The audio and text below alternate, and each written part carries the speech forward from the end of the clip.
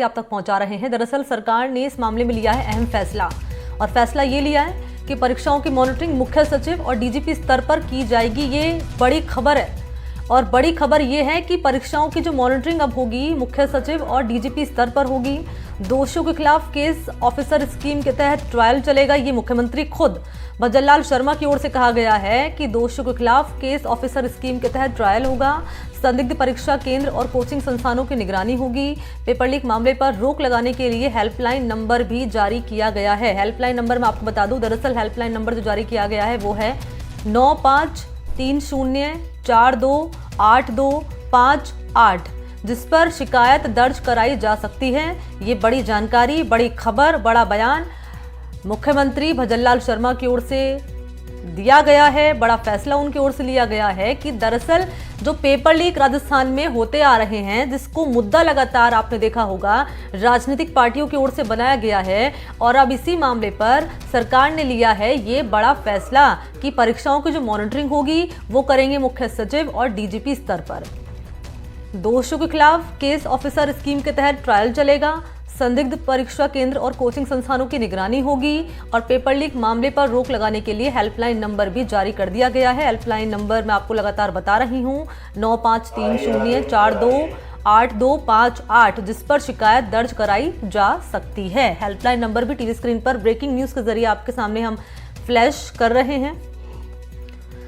तो paper leak मामला जिसको लेकर लगातार हमने देखा राजनीतिक पार्टियां किस तरीके से वार पलटवार भी उनकी ओर से किया गया है, स्टूडेंट्स में भी गुस्सा नजर आया है, और अब इसी मामले को लेकर भजनलाल सरकार ने ये बड़ा फैसला लिया है कि अब जो परीक्षा केंद्र हैं उसकी निगरानी की जाएगी। ये अहम फैसला। सहयोगी इस वक्त मेरे साथ वीरेंद्र लाइव जुड़ चुके हैं, और जरा वीरेंद्र से हम जान लेते हैं। वीरेंद्र, पेपर लीक मामला एक बड़ा मुद्दा राजस्थान में रहा है, क्योंकि हमने देखा है न केवल एक दो बल्कि कई पेपर लीक हुए हैं, जिसको लेकर हमने देखा स्टूडेंट्स का भी गुस्सा सड़कों पर फूटा है। और अब ये बड़ा फैसला भजनलाल सरकार की ओर से कि परीक्षा केंद्रों की निगरानी होगी, और हेल्पलाइन नंबर भी उन्होंने जारी कर दिया है। क्या है पूरी डिटेल्स, जरा साझा करिए। देखिए, जिस तरीके से भजनलाल सरकार है पेपर लीक मामले को लेकर लगातार है, वो एक मैसेज देने की कोशिश कर रही है कि जिससे पहले उन्होंने एसआईटी गठित की, अब हेल्पलाइन नंबर जारी किया, और उसमें जो डीजी और सचिव स्तर के जो प्रशासनिक अधिकारी रहेंगे उनके दायरे में ये पूरी जो कह सकते हैं कि जांच उनके द्वारा की जाएगी। तो कहीं ना कहीं ये जो जिस तरीके से भजनलाल सरकार है लगातार अब कह सकते हैं कि जो युवाओं का जो सबसे बड़ा मुद्दा है, और जो विधानसभा चुनाव के अंदर भी आपने देखा होगा कि पेपर लीक का मुद्दा, बेरोजगारी का मुद्दा काफी चर्चा में रहा था, और इसी को लेके बीजेपी है युवाओं को अपने पक्ष में लेकर आई थी। तो अब जिस तरीके से भजनलाल सरकार कह सकते हैं कि जो लगातार अपने डिसीजन ले रहे हैं, जो संकल्प पत्र के अंदर उन्होंने अपने जो कह सकते हैं कि जो बिंदु शामिल किए थे उनको अब धीरे धीरे कंप्लीट कर रही है। और उस अगर उसको देखेंगे आप 2000 पिछले अगर मैं बात करूं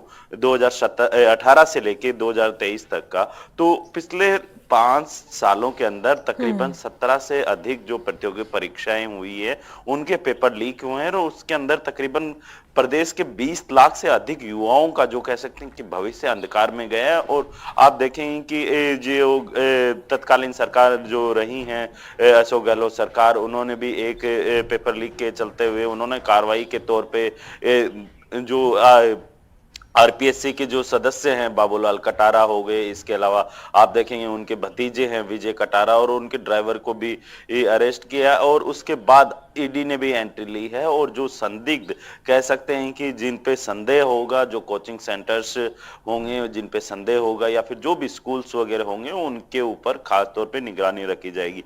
जो हेल्पलाइन नंबर जारी किया है, इस हेल्पलाइन नंबर का उद्देश्य ये है कि आम जनता कोई भी इसके अंदर, चाहे सामान्य व्यक्ति हो या फिर ये नहीं है कि जो परीक्षा दे रहा है वही व्यक्ति करेगा, इसके अंदर कोई भी व्यक्ति, किसी को भी ये लगता है कि यहाँ पे पेपर लीक का मामला है या फिर अन्य कोई जो प्रतियोगी परीक्षाएं होती हैं उन परीक्षाओं के अंदर कोई भी धांधली हो रही है, तो उसको लेके आम आदमी इन नंबरों पे कंप्लेन कर सकता है, और उसका तुरंत प्रभाव से निस्तारण किया जाएगा। तो कहीं न कहीं जिस तरीके से राजस्थान पिछले 5 सालों के अंदर अच्छा लगातार वीरेंद्र, पेपर लीक के मामलों को लेके ये पूरे नंबर देश एक्टिव भर कब रहता है, समय क्या है इसका? क्योंकि मैंने जब आप जानकारी दे रहे थे इस नंबर पे, मैंने अभी कॉल करके देखी तो नंबर स्विच ऑफ बता रहा है, ये तो कैसे इस पर कॉल की जाएगी? देखिए, अभी ये नंबर जारी किया गया है और इसका जो कह सकते हैं कि जो इसको प्रॉपर तरीके से जो एक पूरी टीम बिठाई जाएगी। इसके अलावा आप देखेंगे कि जो ये कॉल सेंटर है जहाँ पे ये शिकायतें मिलेंगी उसको लेके प्रॉपर तरीके से उनकी एक टीम बनाई जाएगी। उस टीम के जो सदस्य रहेंगे उनके पास ये नंबर रहेगा 24 आवर्स, यानी कह सकते हैं कि 24 घंटे ये इम्प्लीमेंट नंबर कब से एक्टिव होगा वीरेंद्र रहेगा। ये? अभी ये नंबर जारी किया और इसको जैसे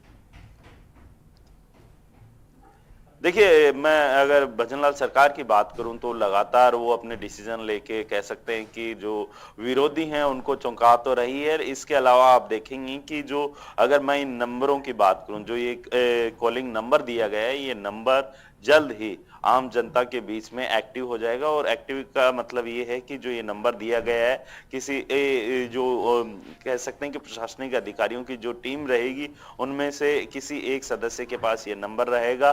केवल उनका यही है कि जो भी कॉलिंग वगैरह आती है, उनकी कंप्लेन आती है, उनको रजिस्टर में मेंटेन करना है, लिखित तौर पे मेंटेन करना है। इसके अलावा ऑनलाइन भी अपलोड करना है। तो कहीं ना कहीं जिस तरीके से आपने देखा होगा कि जो ये कंप्लेंट्स आएंगी उनका पूरा एक कह सकते हैं कि जो रजिस्टर मेंटेन किया जाएगा और उसी के अंदर ये सारी कंप्लेन है वो दर्ज की जाएगी। और जाहिर सी बात है, जिस तरीके से इन्होंने नंबर जारी किया है तो इस नंबर को जल्द ही आम जनता के बीच में सुचारू रूप से, क्योंकि एक व्यक्ति के पास ये नंबर नहीं रहेगा, पूरी टीम बनाई जाएगी। टीम के द्वारा ये पूरा जो कह सकते क्योंकि हैं कि वीरेंद्र जो भी आप महत्वपूर्ण कंप्लेन जानकारी साझा कर रहे हैं और ये जानकारी स्टूडेंट्स के भविष्य से जुड़ी हुई है, क्योंकि एनडीटीवी राजस्थान की कोशिश यही रहती है कि हम वो खबरें दिखाएं जो जन सरोकार से जुड़ी हुई हो। और ये बड़ा फैसला यहाँ पर भजनलाल सरकार की ओर से लिया गया है, क्योंकि आप डिटेल तो बता रहे हैं कि ये नंबर जारी किया गया है। मैं चाहूंगी, क्योंकि आप ऑनलाइन भी यहाँ पर जिक्र कर रहे हैं, ऑनलाइन किस तरीके से पूरी प्रोसेस रहेगी, कैसे स्टूडेंट अपनी शिकायत दर्ज करा सकते हैं, ये नंबर कब से एक्टिव हो जाएगा? क्योंकि जैसे कि अब हम खबरें पढ़ रहे हैं कि नंबर तो जारी कर दिया गया, लेकिन जब मैंने नंबर डायल करा तो नंबर स्विच ऑफ बता रहा है। तो कब से ये नंबर ऑन होगा ताकि स्टूडेंट अपनी शिकायत दर्ज करा सके? ऑनलाइन क्या प्रोसेस रहेगी इसकी, चाहूंगी ये भी जानकारी आप दीजिए।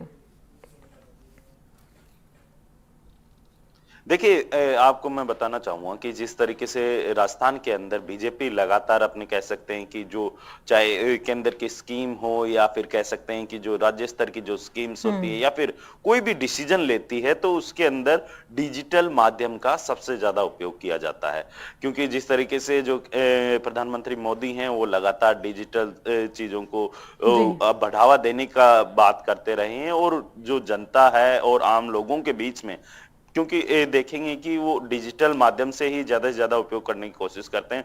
तो आप देखेंगे कि एक वेबसाइट जो कह सकते हैं कि कंप्लेन के लिए, जैसे पिछली सरकार के अंदर आपने देखा होगा 181 करके एक नंबर था, जिसके अंदर जो तमाम जो कह सकते हैं कि कोई भी फरियादी अपनी फरियाद लेके जाता है और उसके ऊपर जो नंबर पे डायल किया जाता है तो उसमें उनकी कंप्लेन दर्ज होती थी और वो कंप्लेन ऑनलाइन भी दिखाई जाती थी, जो पोर्टल रहता था उस पे, और जो कह सकते हैं कि जो वहां पे जो रजिस्टर मेंटेन किया जाता था उसमें भी ये दर्ज की जाती थी। तो उस कंप्लेन का निस्तारण भी होता था। सेम यही प्रोसेस ये रहेगा कि जिस तरीके से ये नंबर दिया गया है, इसके लिए एक पूरी जो कॉलिंग टीम रहेगी वो रहने वाली है। इसके अलावा 24 घंटे ये नंबर एक्टिव रहेगा और जहां कहीं पे से भी कोई भी व्यक्ति पेपर लीक से जुड़े हुए मुद्दे हो या फिर कह सकते हैं कि जो प्रतियोगी परीक्षाएं होती हैं उनके अंदर कोई भी धांधली चल रही हो, नकल का